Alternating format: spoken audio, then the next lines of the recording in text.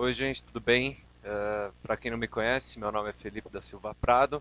Imagino que se está assistindo esse vídeo, tenha assistido a primeira aula. Se não assistiu, por favor, recomendo que assista antes de assistir essa. Hoje a gente vai falar sobre classificação da posse. Antes disso, eu queria fazer um pequeno comentário aqui. Mandaram um recado para mim, fizeram um comentário pedindo para eu dar um recado aos vestibulandos.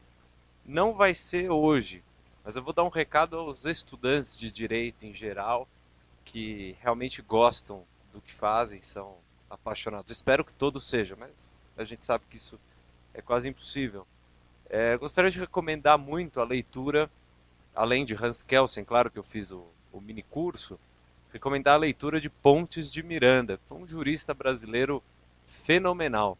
Eu acho que o problema de Pontes é que hoje em dia as pessoas estão lendo menos, a gente percebe isso, e também o fato de que você tem hoje uma bibliografia imensa do direito civil principalmente, e a maioria são 6 volumes, 7 volumes sobre o Código Civil. Pontes de Miranda tem 60 volumes sobre o Código Civil. Então, quando você vai ler, por exemplo, sobre posse em Pontes de Miranda, você vai gastar muito mais tempo porque você vai ter que ler muito mais. Mas vale muito a pena. E eu anotei uma frase do Pontes ele fala o seguinte: quem ama o direito deve amar a ciência. E eu me lembrei imediatamente que Kelsen quer de qualquer jeito elevar o direito ao patamar de ciência. Foi o que ele tentou fazer na teoria pura do direito. Infelizmente, nas faculdades, ainda hoje estuda-se Hans Kelsen na filosofia do direito. Mas ele fala no livro que não é filosofia do direito, ele fala que é a ciência que ele está discutindo. Não sei por que estudam em filosofia. De qualquer forma, vamos começar o assunto, dando continuidade, portanto, ao vídeo anterior. No último vídeo, nos últimos 2 minutos, eu ia comentar sobre servidão, aí eu dei uma pesquisada melhor agora, vou falar nesse vídeo também. Só para dar uma ideia, hoje a gente vai falar de posse direta e indireta, posse justa e injusta, posse imediata e imediata, posse trabalho, enfim, vários tipos de posse, vamos classificar. Para quem gosta de acompanhar com código, artigos 1196 e seguintes, mais especificamente até o 1203 do Código Civil em vigor. Vamos lá. As minhas referências bibliográficas, já adianto, são Pontes de Miranda, Savini,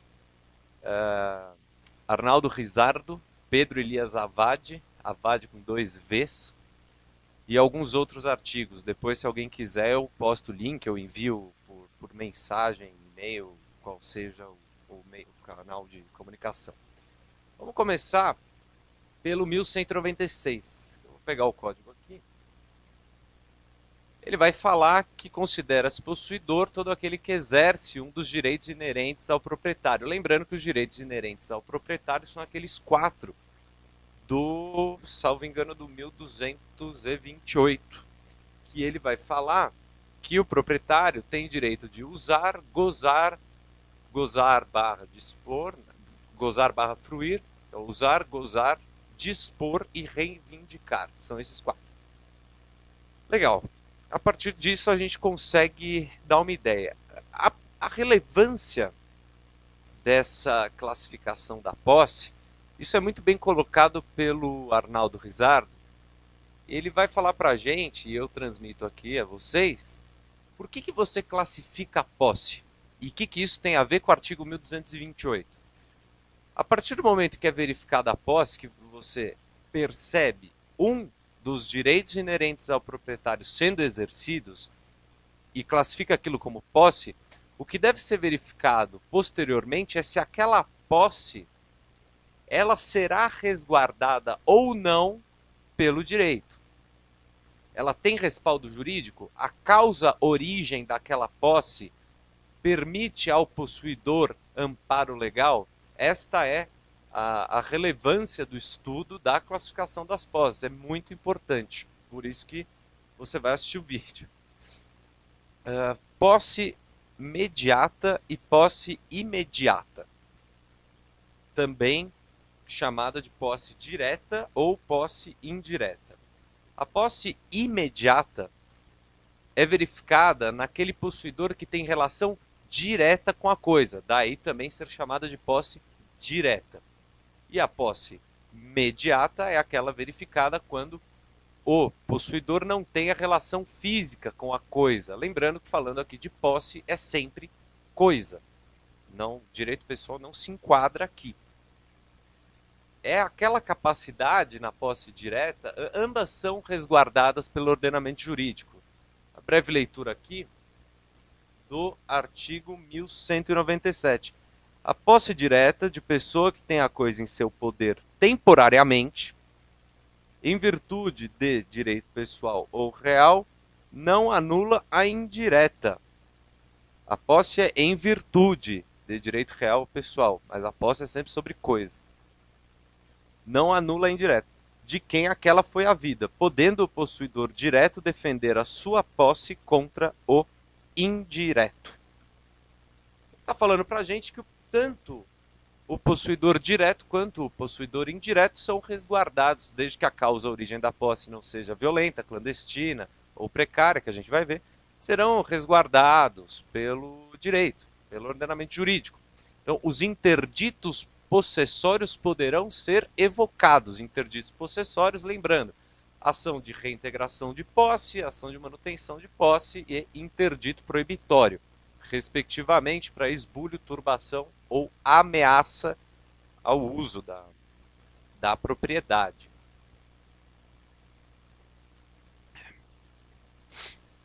Então a gente viu que a posse é o exercício de um dos direitos inerentes ao proprietário. A posse imediata ou direta é aquela da relação direta com a coisa, e a mediata, resguardada também pelo direito, não é a relação física com a coisa.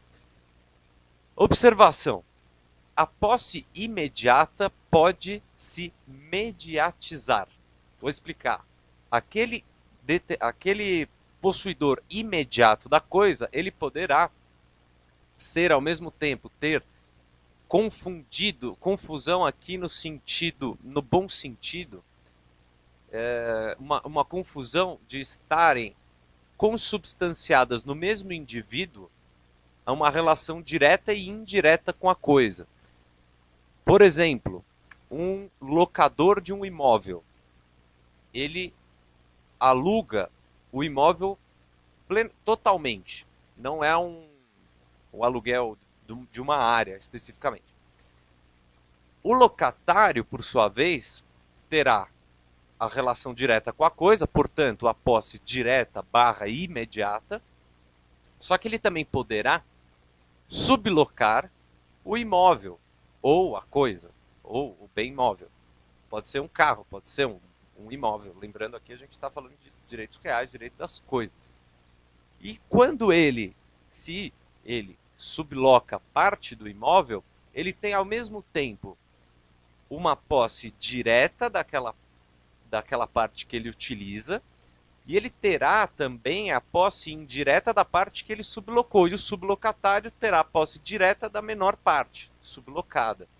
Então isso tem que ficar bem claro. Lembrando que essa escala ela é de certa forma infinita, porque aí um sublocador pode também sublocar e assim por diante. Claro, desde que avançado desta forma entre as partes. Posse imediata própria, e aí do latim proprio nomine. A posse imediata própria é aquela em que o sujeito, ele mesmo, exerce. Então seria o locatário quando ele usa o imóvel, ou quando ele usa o carro, ou um lustre. Sim, você pode alugar um lustre, você vai dar uma festa, você aluga um lustre, você será o locatário, você está usando o lustre. Posse imediata não própria é aquela em alieno nomine, do latim. Quando que ela ocorre, essa posse imediata não própria? No caso do detentor. A gente viu na aula passada que a detenção ela envolve uma subordinação ao possuidor da coisa. O exemplo clássico é o caseiro do sítio, que age como proprietário objetivamente, mas subjetivamente ele não tem o quê? Animus domini, ele não tem a intenção de ser dono, ele é seu subordinado, ou mesmo o motorista do seu carro. Você contrata um motorista, ele te leva para os lugares, enquanto ele não está com você dentro do carro, ou seja, sozinho, quando ele passa nos lugares, objetivamente, as pessoas olham e pensam o quê? Que ele é o proprietário, mas ele não tem animus domini e intenção de ser dono, e ele também está subordinado ao possuidor do bem. Proprietário em regra. Porque pode também não ser proprietário, você pode alugar um carro e contratar um motorista para te levar para os lugares.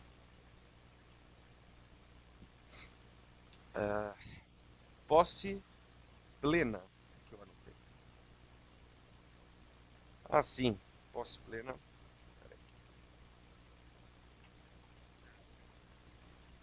É muito papel aqui, eu acabo me confundindo às vezes. A posse. Vamos lá. Assim, a questão da a posse plena. A pergunta. Eu vou começar esse assunto com uma pergunta. É necessária unicidade da posse? Em outras palavras, eu posso ter mais de um possuidor direto ou indireto? Sim. A gente, a gente sabe que você pode ser proprietário de fração ideal de um terreno. Imagine a hipótese de dois amigos ou dois irmãos que herdaram do pai um terreno e lá está um locatário. O que acontece? Você tem uma unicidade na posse indireta? Não, essa posse indireta ela está dividida em duas pessoas, no caso os dois herdeiros. Isto também é chamado de composse. Composse, tudo junto, tá? Na composse, a gente vai dividir essa composse em composse simples e em composse de mão comum. Composse simples e composse de mão comum. Como é que funciona a composse simples? Na composse simples, todos têm poder fático sobre a coisa. E também são independentes no imóvel como um todo. Vou explicar. Imagina um imóvel, por exemplo, um prédio de 3 andares. Cada andar é um apartamento. Essa situação poderia ser chamada de composse direta de condôminos. E é uma composse, você percebe que cada proprietário do apartamento, ele vai utilizar, ele vai exercer o seu direito de posse sobre a fração dele daquele prédio como um todo. Ou, por exemplo, isso ocorreria, exemplo de Pontes de Miranda, comunhão pró-diviso. Seria o caso de comuneiros de apartamento. Dividir apartamento também caracterizaria a composse simples. Composse simples, caracterizada, portanto, na composse direta de condôminos e na comunhão pró-diviso. Comuneiros de apartamento. Esse é o termo que ele usa, a edição que eu tenho é de 1955. Muito boa, por sinal, é bem legal ler Pontes de Miranda. Ler Pontes de Miranda é muito gratificante. Eu encaro como uma oportunidade de tentar entender uma mente genial, um verdadeiro gênio. Caso você não saiba, ele era matemático e ele tinha uma paixão muito grande pela matemática. Eu não vou ficar contando isso, senão vai demorar mais ainda a aula. A composse de mão comum, ela não envolve esse poder fático que a gente viu na outra espécie de composse. Ela é o caso, por exemplo, do condomínio.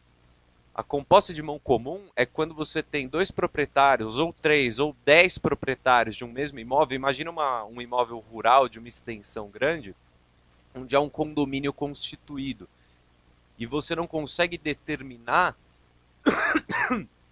qual é a parte de cada um. Não há uma divisão. Todos têm 1/10 de qualquer pedaço daquela terra. Então ficamos aqui em composse de mão comum, composse simples. Principal diferença em relação ao poder fático. Esse poder fático, quando eu falei nenhum tem poder fático, o que eu quis dizer é que nenhum tem poder fático independente naquele imóvel rural. O imóvel rural, ele constituído o condomínio, Caso não haja divisão, não caracterizando a composse simples, caracterizando, portanto, a composse de mão comum, esses proprietários eles não têm um poder independente fático sobre a mesma coisa, porque eles estão juntos, é a composse de mão comum. Qualquer dúvida, é só comentar aqui, ou enfim, tem falta de comunicação, não será. Pode enviar dúvida. Próximo, sobre servidão e posse. Eu tinha terminado outro vídeo falando brevemente sobre o caso da servidão e possibilidade de posse. Eu vou pegar aqui a interpretação de Pontes de Miranda, que acredito eu ser uma boa referência. Acho que mais forte que isso é um pouco difícil. Pontes de Miranda classifica em duas espécies a servidão. Ele vai falar em servidão aparente e servidão não aparente. Por que ele classifica assim? Porque ele entende que na servidão aparente sempre haverá posse, porque posse é questão de fato e não questão jurídica. Então há uma servidão, age o proprietário ou o possuidor como titular daquela servidão, de uma servidão de passagem, imaginem os senhores, uma servidão de passagem, age aquele possuidor do bem ou proprietário, ele age como proprietário? Sim. Ele cuida da cerca, por exemplo. Imaginei eu. Ele se comporta como titular da servidão. Então admite posse, sim. Para Pontes de Miranda, é admitida a posse sobre servidão aparente. Sobre a servidão não aparente, não há uma questão jurídica. Ele vai falar para a gente que há um ius prohibendi, o direito de proibição. Em outras palavras, você mora numa casa numa zona estritamente residencial pelo plano diretor do seu município. Então é a famosa ZR aqui em São Paulo, ZR1. E por sua vez, nessa ZR, você não pode construir uma casa com mais de 2 andares ou mais de 3 andares. Você percebe que existe uma servidão não aparente a partir do seu telhado, e ele vai falar isso, que não há uma posse como no caso da servidão aparente. Mas ele levanta a questão, como exercer um ius prohibendi? Não faz muito sentido em falar em posse daquilo que é proibido. Não há uma questão jurídica levantada, não é uma questão jurídica avançada. Acho que deu para ficar claro que essa questão de posse em relação à servidão, claro, até o momento onde estamos. Bom, classificamos já então a posse como direta e indireta, mediata e imediata. Vimos a composse simples e a composse de mão comum. Analisamos também a relação de posse e servidão e vamos agora falar de posse justa ou injusta. O nome que o legislador, isso é uma observação minha, é posse justa. A primeira coisa que veio à minha cabeça foi o livro do Kelsen, O Problema da Justiça. Ele fala no livro que a justiça, como você vai responder o que é a justiça? A justiça não existe, mas deve ser perseguida com a maior frequência possível. O legislador realmente, ao meu ver, ele foi infeliz no termo. Mas assim está na lei, dura lex, sed lex, vamos pela análise. Mas eu gostaria de fazer essa ressalva aqui, porque é uma posse justa. Quem me fala o que é justo e o que não é justo? Existe justiça? É uma questão totalmente do âmbito filosófico, mas eu gostaria de levantar, porque até Pontes de Miranda usa um termo aqui, ele fala em transjuridicidade da palavra. Ela vai além, ela é metajurídica, vai além da seara jurídica. A gente, quando fala em justiça, trabalha numa noção absurdamente complexa. Mas foi o que o legislador quis. Vamos entender aqui o artigo que você vai... Só guardar um papel. O artigo que você vai dar uma olhada é o artigo...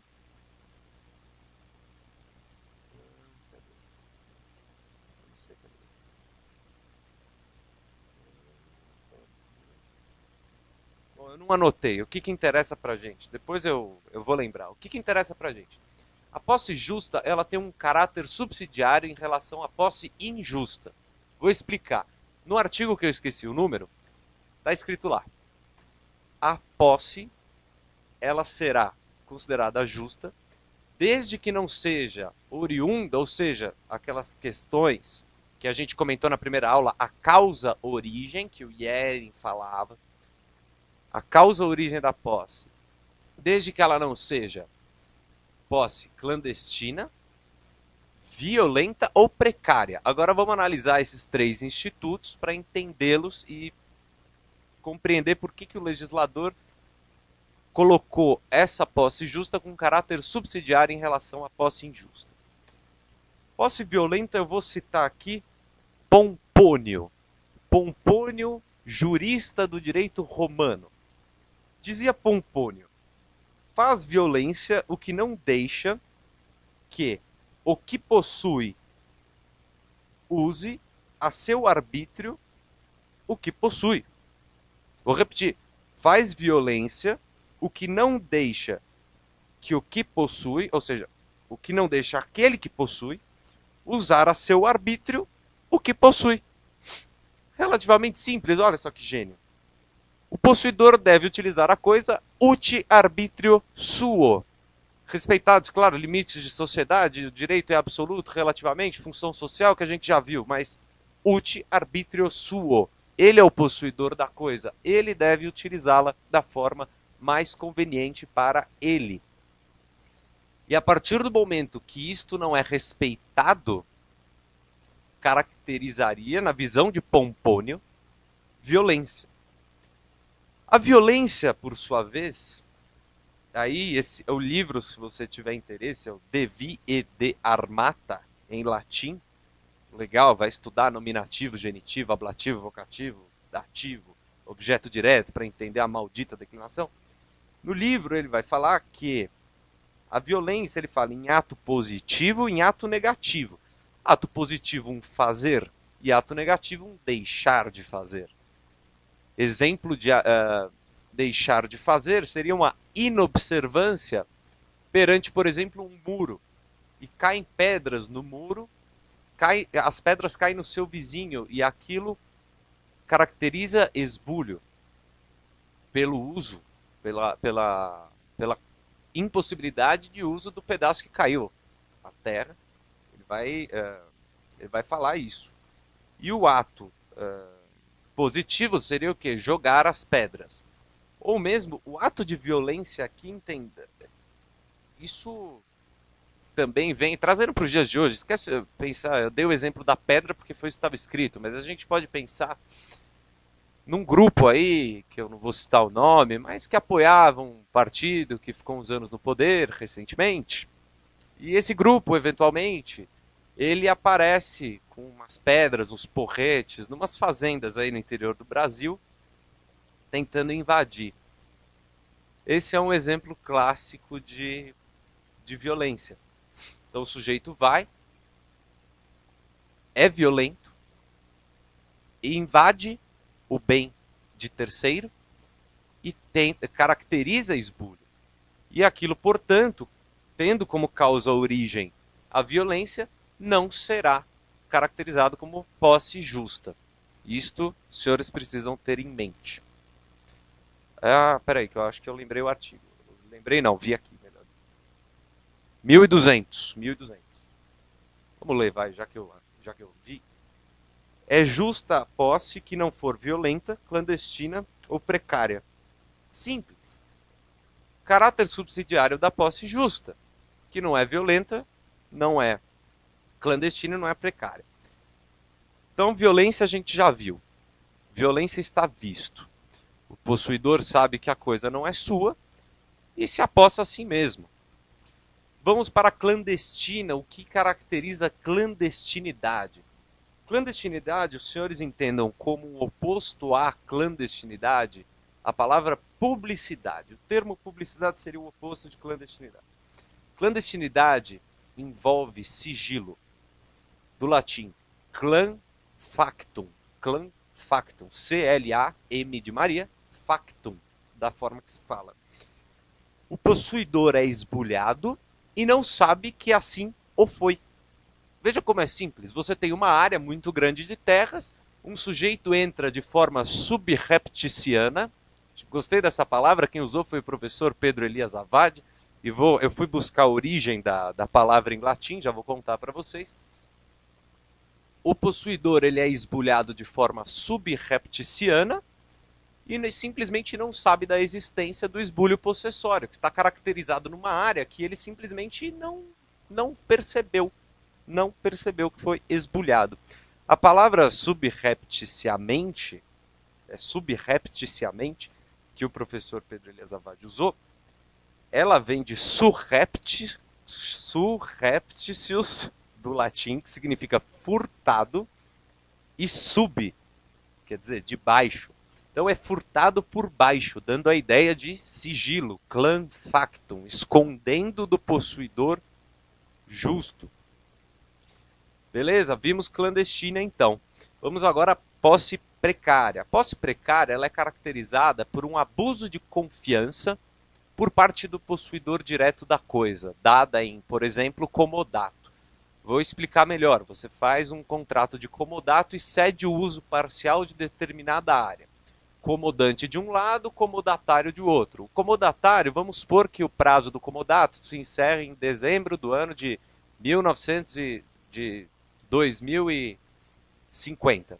Chega lá em 2050, o comodante já nem lembra mais que aquele contrato existia. Aí o comodatário se aproveita dessa situação e permanece utilizando bem.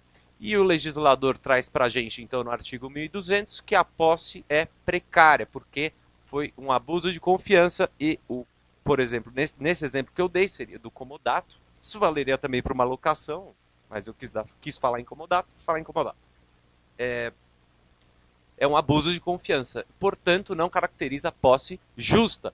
E aí não caracteriza a posse justa, esse sujeito, esse cara que ficou no bem depois de terminada a vigência do seu contrato com o proprietário ou o possuidor justo, o que vai acontecer? Ele não terá resguardo jurídico para eventual ajuizamento dos interditos possessórios. Sempre lembrando, a gente está classificando posse para saber qual posse será ou não resguardada pelo ordenamento jurídico. Qual a posse que você detém, ela é justa, ela é válida juridicamente, você terá prestado uma tutela jurisdicional por parte do Estado para te resguardar? Toda essa é a questão que a gente está trabalhando aqui. Vamos lá, então vimos quando que a posse é justa. A posse, quando ela é justa? Quando ela não é injusta. E quando ela é injusta, quando ela tem como causa origem violência, clandestinidade ou precariedade. Vamos aqui a próxima. Olha, eu vou adiantar aqui uma coisa porque o próximo assunto, que é muito interessante e está muito em pauta no momento, será posse de boa-fé e posse de má-fé. E muita gente confunde posse justa com posse de boa-fé e acha que toda posse de boa-fé será justa ou que toda posse injusta é de má-fé, e existe uma confusão. E pegadinha para concurso ou mesmo prova na faculdade que você for fazer, o professor pergunta para você: toda posse de má-fé é injusta? Explique o porquê. Porquê tudo junto com acento. Você vai responder para ele: não. Nem toda posse de má-fé é injusta. Assim como nem toda posse de boa-fé é justa. E eu separei 4 exemplos. 4. Má-fé injusta é fácil. Imagina um ladrão. O ladrão vai, você está andando lá na rua, cantando, feliz, olhando para o céu. Ele passa, põe a mão no seu bolso, pega a sua carteira e sai correndo. Posse de origem violenta, injusta. E posse de má fé. Ele sabia, ele tem o ânimos dele é intencional para quê? Para roubar você. Ele sabe que ele não tem um justo título que confere legitimidade à posse dele da sua carteira. Mas ele rouba do mesmo jeito. Por quê? Não sei. Porque ele usa droga. Não sei. mas ele rouba, isso é fato. Então, má fé injusta é o ladrão roubando. Posse de má fé e justa. Exemplo, acho que artigo 497 do Código Civil. É um juiz que compra um bem, que ele mandou penhorar. É vedado isso pelo ordenamento jurídico. Então, o que acontece? Essa posse é de má fé. Não adianta ele falar que ele não conhece a lei, primeiro porque ele é juiz, e segundo porque você tem artigo 3º da Lei de Introdução à Norma do Direito Brasileiro, a LINDB, que vai falar um famoso brocardo latino, mas vai falar em português, ignorantia legis non excusat. Ignorância legis non excusat. O que é? A ignorância da lei não permite a excusa a ela mesma, a lei. Então não é porque você desconhece que você pode roubar. Fala, vou pegar a carteira do próximo que passar aqui e falar, não sabia que não podia pegar a carteira. Então a gente já viu. O juiz não pode comprar um bem que ele mandou penhorar. Vai caracterizar má fé. Boa fé e injusta seria, por exemplo, uma receptação sem saber que é uma receptação. Você vai, por exemplo, passa um sujeito na rua te vendendo um relógio. E você, ingenuamente, não desconfia de nada. Aí você vê que ele está vendendo outros relógios, pensa, bom, deve ser realmente um vendedor de relógio e tal. Você vai lá e compra. A sua posse é justa? A sua posse tem algum problema em relação à justiça? Tem. Por quê? Porque a origem dela lá atrás é injusta. Decorre de violência quando o bem foi roubado antes de te vender. Essa é a ideia. Mas você tem boa fé. Então a gente está falando de uma posse de boa fé e injusta. Por quê? Decorreu de violência lá atrás. Legal? Lembrando, direito real é rei persecutório. Persegue a coisa. Persegue a coisa, não a pessoa. Não é porque você está de boa fé e a relação jurídica, o negócio jurídico bilateral entre você e o cara que vendeu o relógio, a coisa, o bem está maculado já. Tem um vício anterior que está preso na coisa, grudado na coisa. E por último, boa fé e justa. Exemplo clássico, contrato de compra e venda particular, firma reconhecida, preço de mercado. Não tem muito estresse. Agora que você anotou esses 4 exemplos, vou falar sobre posse de boa fé e posse de má fé. Só guardar esse papel, pronto, vamos lá. A gente vai ter que falar vai ter que falar, mas eu não vou entrar numa discussão doutrinária, senão a gente não vai sair daqui. Vai ter que falar em justo título. Eu separei aqui um conceito de justo título que eu quero usar. Como sempre, eu não estou achando, mas eu preciso achar. Esse aqui eu vou ter que achar esse conceito. Porque é importante. Nossa, estava tão simples.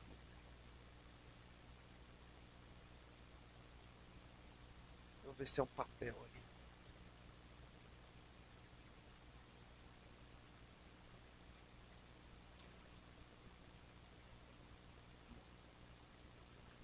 Bom, depois aparece. Gente, vou ter que falar em conceito de justo título. Se eu não achar o papel, dá uma pesquisada, depois eu vou colocar na descrição do vídeo. Mas entendam o justo título como instrumento apto a transferir domínio. O justo título é muito importante, mas tem uma discussão doutrinária em cima disso extremamente relevante. Tá? Mas entendam no primeiro momento, e não vamos aqui nos aprofundar, mas podem entender no primeiro momento o justo título como instrumento apto a transferir domínio. Joia. Posso até fazer um vídeo depois de justo título. Vai ter uma audiência incrível. A boa-fé, hoje, no ordenamento jurídico brasileiro, ela é presumida com esse justo título. O que seria a posse, essa posse de boa-fé?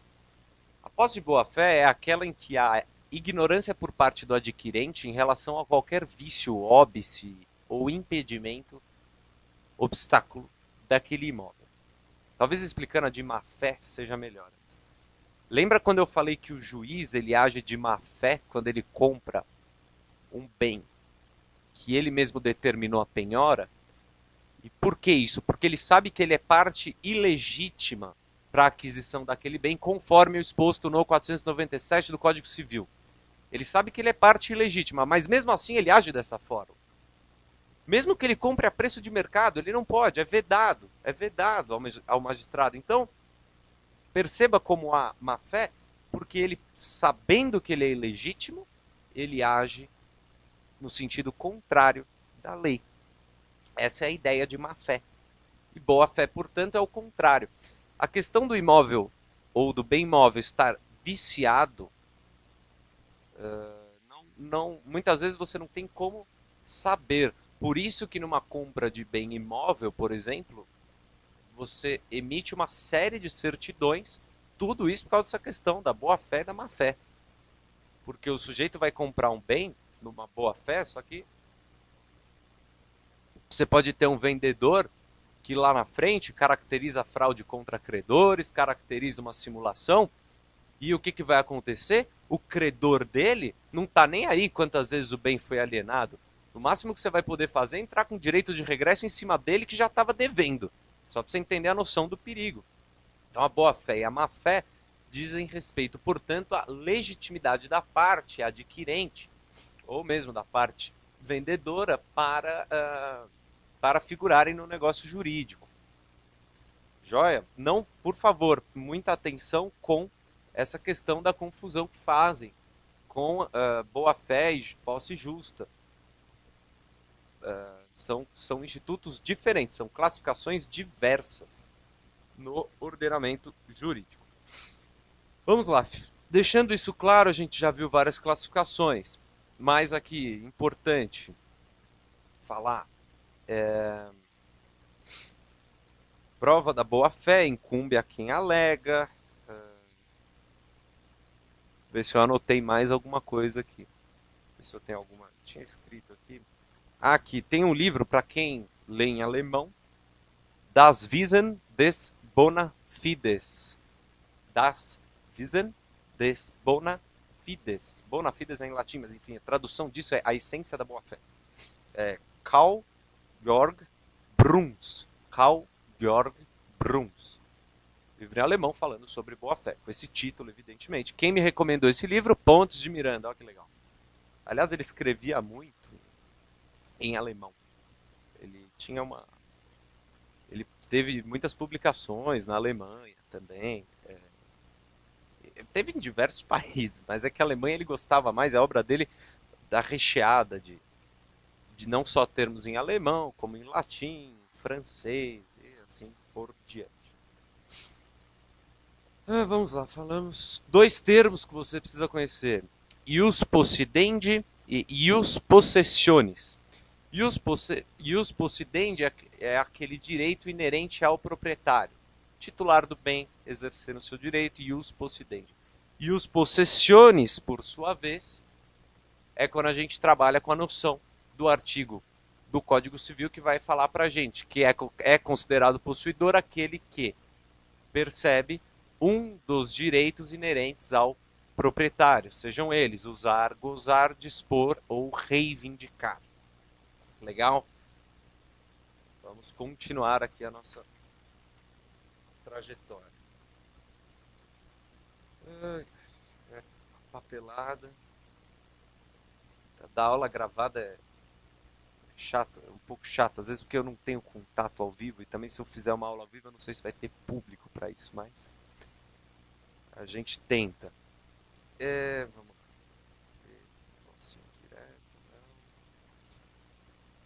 A gente vai falar.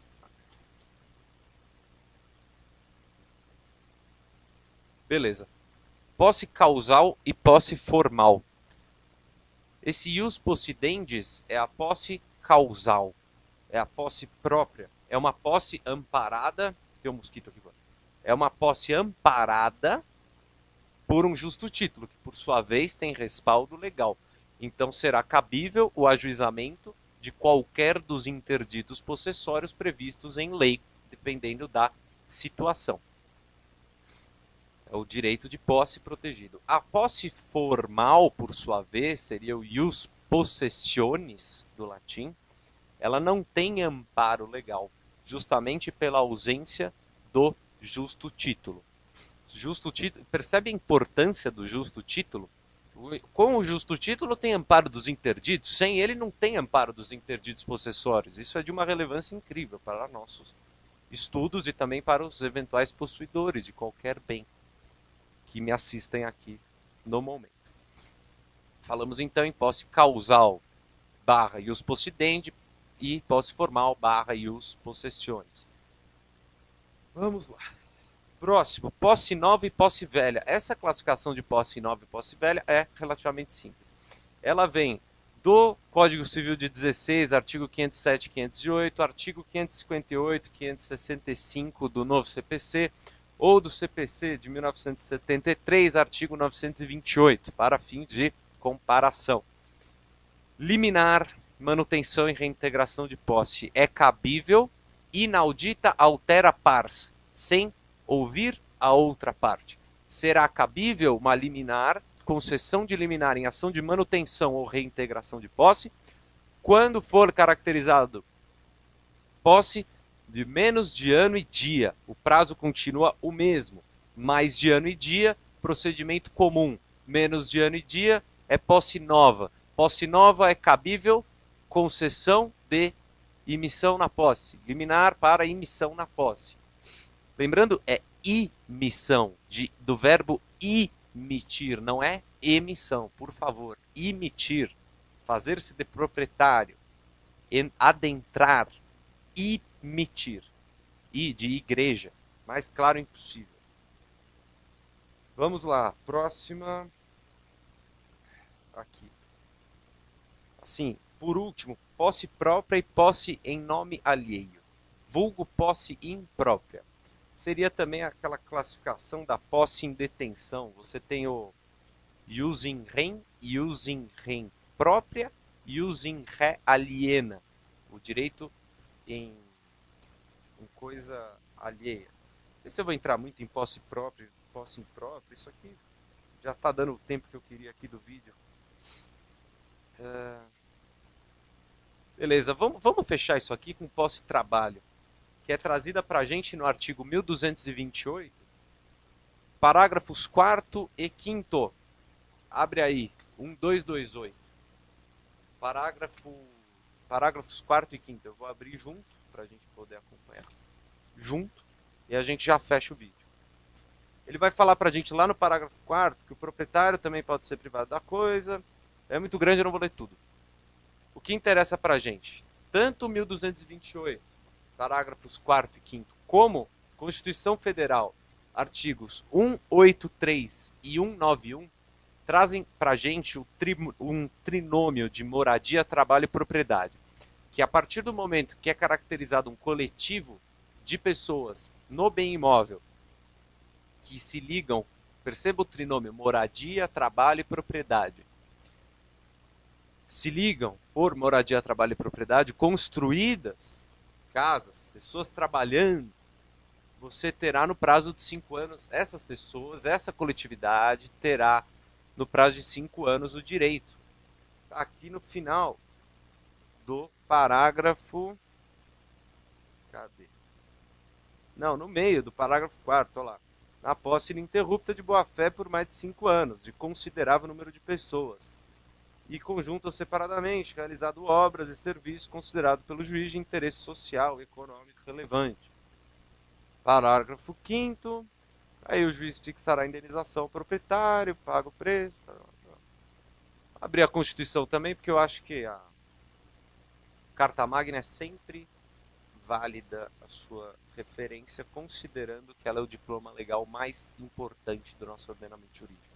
Apesar de admitido o bloco de constitucionalidade, que eu falei no outro vídeo, daquela questão que veio da França e tal, e hoje tem lá o decreto 6949 de 2009, que se equipara, pode ser parâmetro de constitucionalidade. É artigos 183, né? 183 e... 183. Aquele que possuir como sua, olha o como sua aqui, olha o intencionalismo do legislador, rejeitando um pouquinho, não rejeitando, mas falando para o Yeren, Yeren, você é legal, mas Savini, você está presente aqui, viu? Savini está entre nós. Aquele que possuir como sua área urbana de até 250 metros quadrados por 5 anos, ininterruptamente e sem oposição, utilizando-a para sua moradia ou de sua família, adquirir-lhe-á o domínio, desde que não seja proprietário de outro imóvel urbano ou rural. E o outro artigo, vale a pena mencionar, vamos lá. 191. Artigo 191, que você vai ler sozinho. Beleza? Terminamos aqui. Espero que tenham gostado de mais um vídeo e até o próximo vídeo. Vamos continuar falando de posse no próximo vídeo também. Vamos aprofundar mais, falar em aquisição e perda da posse, entre outras coisas. Fui!